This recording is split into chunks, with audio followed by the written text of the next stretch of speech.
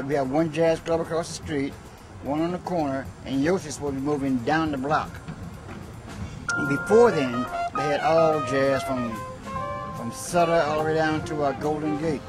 So I coined my own phrase. I said, Fillmore, no more. Fillmore is just like any other black urban neighborhood in America. I guess back in the day it was called the Harlem of the West Coast, but today it's changed a lot. I know we're trying to make it seem that it is the same with the music scene as far as like the blues and the jazz, but no, it's definitely missing an umph. I've seen a lot of changes and a lot of improvements, and hopefully things will get better. You get into my music, you'll hear some of the struggles about growing up in the Western Addition and the Fillmore as well. You know what I mean? Oh man, you know the struggles of poverty, drug addiction, prison, the system, and you know what I mean, racism, and you know, you name it. You know, it's all out here. It's a little more blatant in, say, the South or whatever, but it's here. You know what I mean? They dress it up, but it's here. We fight it every day and overcome it. You know what I mean?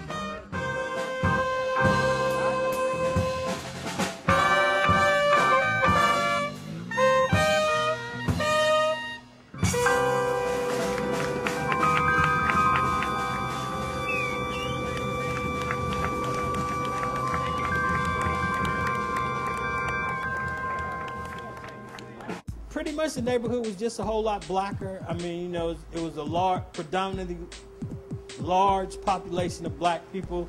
Most of them came from the South. They came out here to work. They found jobs and just stayed.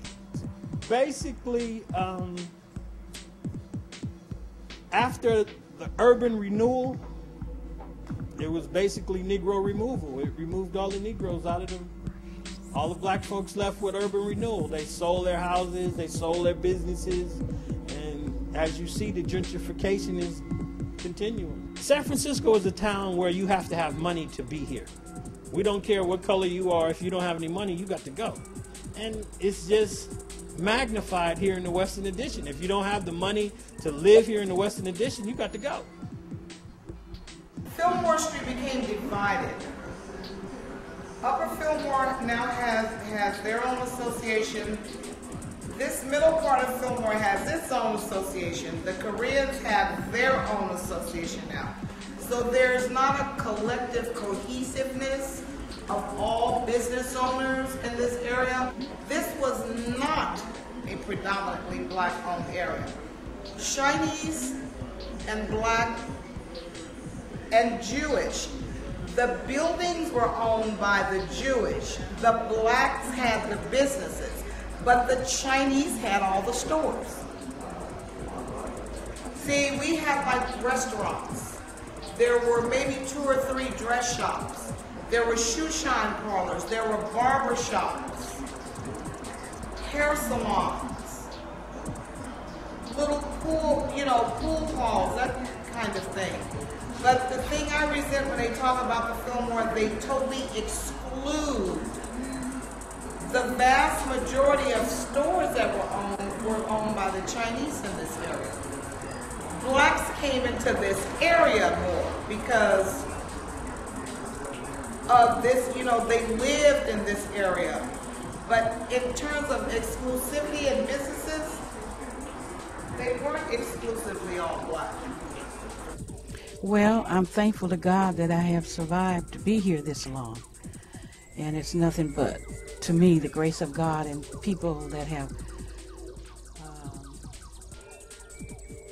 wanted to promote black business. And that's the only reason why a lot of them are still surviving. We won't give up.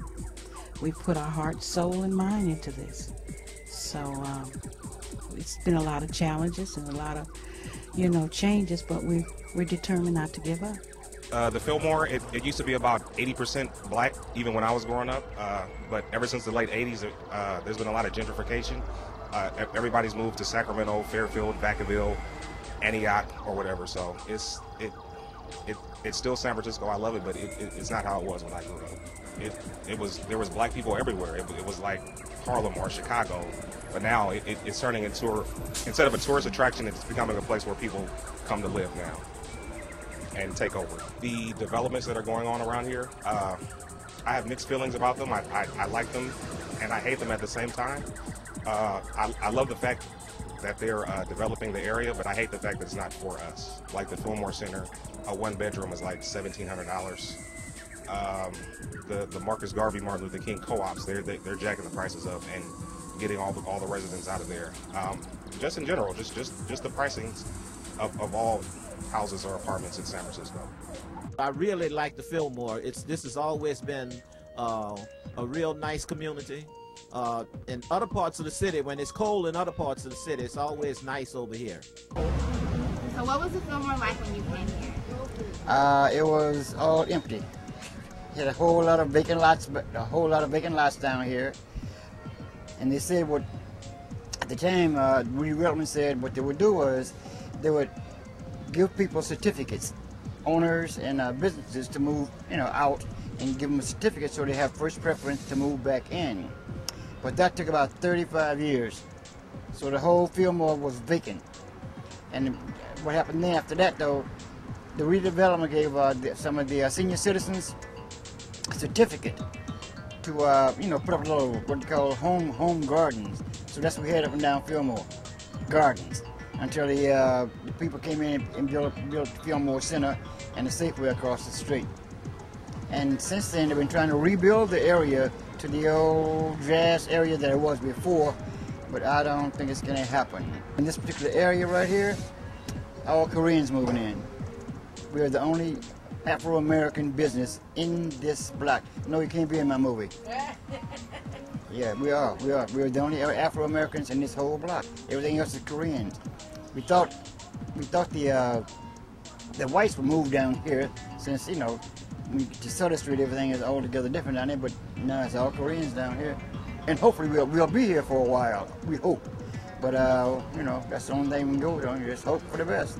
But no, we are the only Afro-Americans in this whole block. As a matter of fact, on this whole street, from Sutter all the way down to McAllister. The only Afro-American business. We have one around the corner, two around the corner on Gary Street. But no, no. Like I said before, Fillmore, no more. It'll never be the same again. No way. No way. I'd like to see it, but it won't happen now. I think development, physical development of structures I think that's good. But it's the mindset that comes behind that, or come with that, or before that actually, as to how people are going to relate to each other as a community at large. And the indigenous people in the community is very diverse. And if that isn't being the front runner for our existence, then I think we're missing a lot. So it's about the people. It's about the people.